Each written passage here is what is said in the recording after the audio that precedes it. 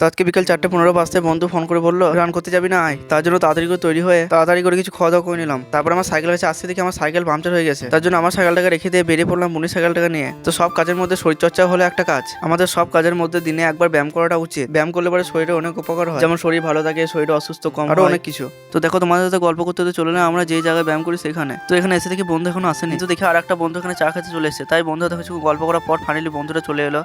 এই হলো আমার সেই বন্ধু যাকে আমি প্রচন্ড বিশ্বাস করি। সরি, এ তোমার বন্ধু না, এ তোমার ভাই। তো তোমরা যখনই আমাকে দেখবে তখনই আমার সাথে ওকে দেখতে পাবে। আমি ওকে ছাড়া চলি না এবং ও আমাকে ছাড়া চলে না। তো আমার জন্য সবাই যে যাই বলবে বলো, কিন্তু সবার মধ্যে তুই যেন না থাকিস তাহলেই হবে। কিন্তু এমনটা নয় যে এছাড়া আমার কোনো বন্ধু নেই। আমার কাছে সব বন্ধুই খুব প্রিয়, কিন্তু সবার থেকে তুই একটু আলাদা। তো দেখো তোমার সাথে গল্প করতে করতে অনেকক্ষণ কাটিয়ে দিলাম। তো বেশি দেরি না করে রান করার জন্য ড্রেসটা চেঞ্জ করে নিলাম। তারপর বন্ধু ড্রেস চেঞ্জ করছিল, তার জন্য কিছুক্ষণ অপেক্ষা করছিলাম।